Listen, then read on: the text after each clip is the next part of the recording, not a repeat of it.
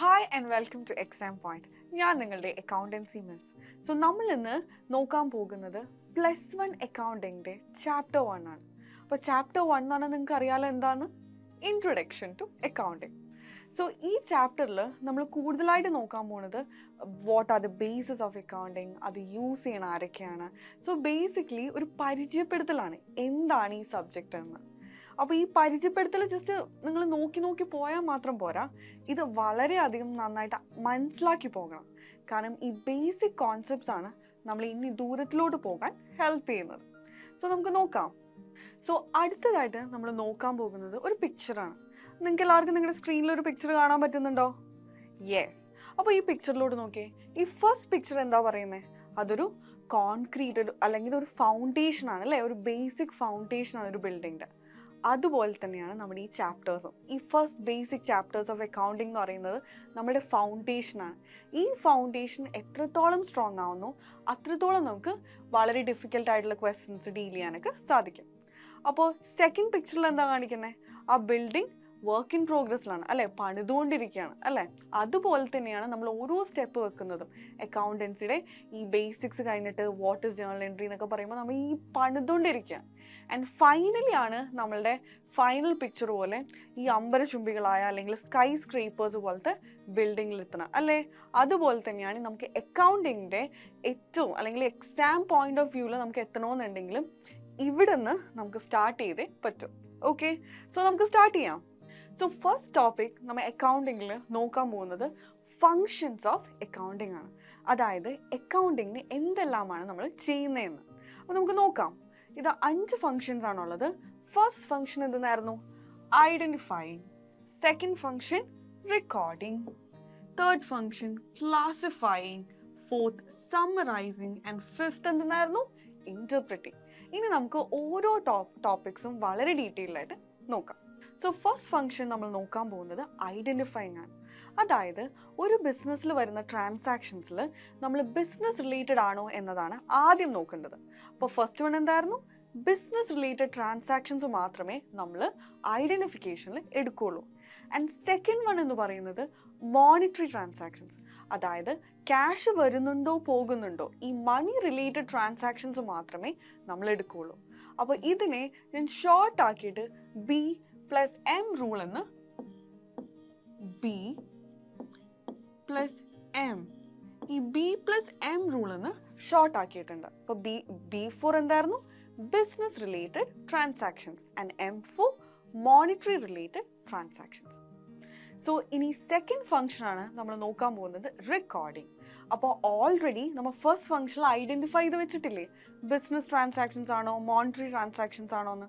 ആ ട്രാൻസാക്ഷൻസ് നമ്മൾ റെക്കോർഡ് ചെയ്യുകയാണ് ഈ സെക്കൻഡ് ഫംഗ്ഷനിൽ ചെയ്യുന്നത്. അപ്പോൾ നേരത്തേക്ക് വളരെ പണ്ടൊക്കെ ഈ ചായപ്പീടികൾ പോലത്തെ കടകളിൽ അവരെന്താ ചെയ്യാറുള്ള? അവരൊരു നോട്ട് പുസ്തകം എടുക്കും, അവർക്ക് അവരുടെ മനസ്സിലുള്ളത് എല്ലാം റെക്കോർഡ് ചെയ്യും അല്ലേ, ഒരു പുസ്തകത്തിൽ എഴുതി വെക്കും. പക്ഷെ നമ്മളുടെ റെക്കോർഡിംഗ് എന്ന് പറയുന്നത് അങ്ങനെയല്ല.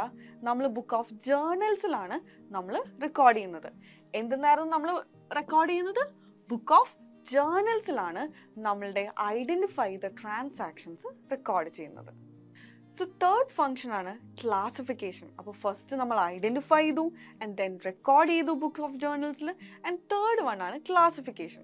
അപ്പോൾ ഈ റെക്കോർഡിങ്ങും ക്ലാസിഫിക്കേഷനും തമ്മിൽ വ്യത്യാസം മനസ്സിലാകാനാണ് ഞാൻ ഈ പിക്ചർ നിങ്ങൾക്ക് കാണിക്കുന്നത്. അപ്പോൾ റെക്കോർഡിങ്ങിൽ നമ്മൾ ബിസിനസ് റിലേറ്റഡ് ട്രാൻസാക്ഷൻസും മോണിറ്ററി റിലേറ്റഡ് ട്രാൻസാക്ഷൻസും കൂടി മിക്സ്ഡ് അപ്പ് ആയിട്ടാണ് നമ്മൾ റെക്കോർഡ് ചെയ്യുന്നത്. അതാണ് ഈ ബൗളിൽ കാണിക്കുന്നത്. ഈ ബൗളിലെ സ്റ്റോൺസിന് പല ഡിഫറെൻറ്റ് കളേഴ്സ് ആണല്ലേ.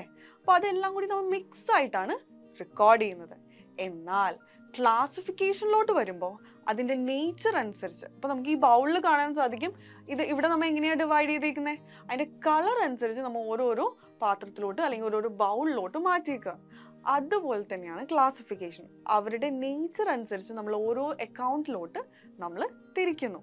സോ തേർഡ് ഫംഗ്ഷൻ നമ്മൾ ക്ലാസിഫിക്കേഷൻ വിത്ത് ആൻ എക്സാമ്പിൾ നോക്കിയിരുന്നു. ഇനിയാണ് നമ്മൾ നോക്കാൻ പോകുന്നത് ഇതേ ക്ലാസിഫിക്കേഷൻ റിയൽ ലൈഫിൽ എങ്ങനെയാണെന്ന്. അപ്പോൾ ഇത് നമുക്ക് നോക്കാം. ഫസ്റ്റ് വൺ ക്യാഷ് അക്കൗണ്ടിൽ. അപ്പോൾ ഈ ക്യാഷ് അക്കൗണ്ടിൽ നമ്മൾ ക്ലാസിഫൈ ചെയ്യുമ്പോൾ ക്യാഷ് റിലേറ്റഡ് ആയിട്ടുള്ള എല്ലാ ഇൻകംസും എക്സ്പെൻസസും നമ്മൾ ഈ ക്യാഷ് അക്കൗണ്ടിൽ റെക്കോർഡ് ചെയ്യുന്നു. അതുപോലെ തന്നെയാണ് ഈ ക്യാപിറ്റൽ അക്കൗണ്ടും ഫർണിച്ചർ അക്കൗണ്ടും. ഈ ഓരോ നേച്ചർ അനുസരിച്ച് നമ്മൾ ഓരോ അക്കൗണ്ട്സിലോട്ടാണ് പോസ്റ്റ് ചെയ്യുന്നത്. അപ്പോൾ ഇത്രയേ ഉള്ളൂ. ക്ലാസിഫിക്കേഷൻ എന്ന് പറയുന്നത് സിമിലർ നേച്ചർ ആയിട്ടുള്ള ട്രാൻസാക്ഷൻസ് എല്ലാം നമ്മൾ ഒരു അക്കൗണ്ടിലോട്ട് പോസ്റ്റ് ചെയ്യുന്നു. ഇനി നമ്മൾ നോക്കാൻ പോകുന്നത് fourth and functions of accounting ആണ്. അപ്പോൾ ഫോർത്ത് ഫങ്ഷൻ ഓഫ് അക്കൗണ്ടിങ് എന്ന് പറയുന്നത് എന്താ? സമ്മറൈസിങ്. അപ്പോൾ നമ്മൾ ഓൾറെഡി ഐഡൻറ്റിഫൈ ചെയ്തു, റെക്കോർഡ് ചെയ്തു, ക്ലാസിഫൈ ചെയ്തു. അപ്പോൾ ഈ ക്ലാസിഫൈ ചെയ്ത ഈ ട്രാൻസാക്ഷൻസ് ആണ് നമ്മൾ സമ്മറൈസ് ചെയ്യുന്നത്.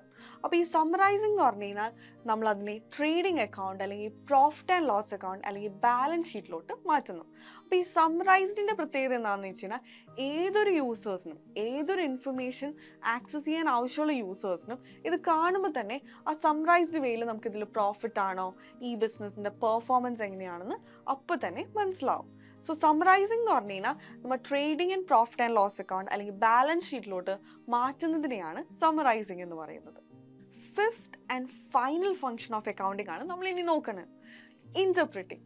അപ്പോൾ ഇന്റർപ്രിറ്റിംഗ് എന്ന് പറയുന്നത് നമ്മൾ ഓൾറെഡി സമ്മറൈസ് ചെയ്ത് വെച്ച ട്രാൻസാക്ഷൻസ് ഈവൻ കോമൺ മാനിന് പോലും, അതായത് സാധാരണക്കാരന് മനസ്സിലാവുന്ന രീതിയിൽ എഴുതി വെക്കുകയാണ് ഇന്റർപ്രിറ്റിംഗ് എന്നതുകൊണ്ട് അർത്ഥമാക്കുന്നത്. അപ്പോൾ ഇന്റർപ്രിറ്റിംഗ് എന്ന് പറയുമ്പോൾ നമുക്കൊരു ബാലൻസ് ഷീറ്റ് ഉണ്ടാവും. ആ ബാലൻസ് ഷീറ്റ് കാണുമ്പോൾ തന്നെ അറിയാം whether the business has incurred profit or loss for this year.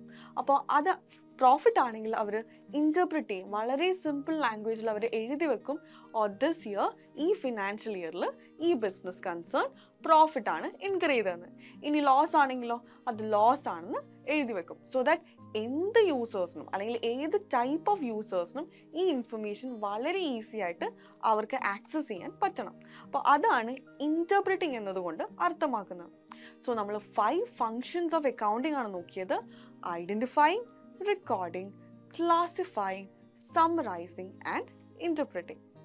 So definition of accounting നമ്മുടെ ഏറ്റവും ഇമ്പോർട്ടൻ്റ് ആയിട്ടുള്ള ഒരു ടോപ്പിക്കാണ്. അപ്പോൾ എന്തിനാണ് ഫങ്ഷൻ ആദ്യം എടുത്തതെന്ന് വെച്ച് കഴിഞ്ഞാൽ ഈ ഫങ്ഷൻസിൽ പറയുന്ന 5 കാര്യങ്ങളാണ് നമ്മൾ ഈ ഡെഫിനിഷൻ ഓഫ് അക്കൗണ്ടിങ്ങിൽ ഈ AICPA, അതായത് American institute of certified public accountants പറയുന്നത്. അപ്പോൾ നമുക്ക് ഓൾറെഡി ഫങ്ഷൻ അറിയാവുന്നതുകൊണ്ട് ഇനി ഡെഫിനിഷൻ വായിച്ചാൽ വളരെ ഈസി ആയിട്ട് നമുക്ക് മനസ്സിലാക്കാൻ സാധിക്കും. നമുക്കൊന്ന് നോക്കാം.